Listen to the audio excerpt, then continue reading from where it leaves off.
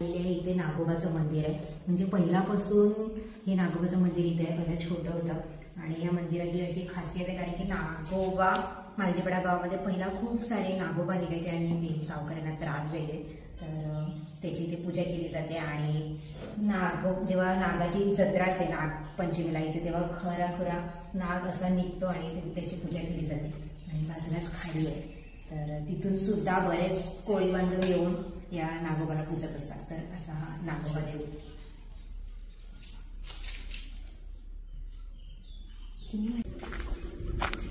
असं मंदिर आणि खाडी.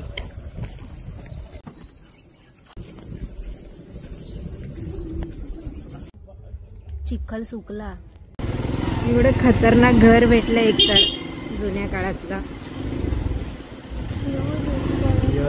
हे पण जुनं आहे.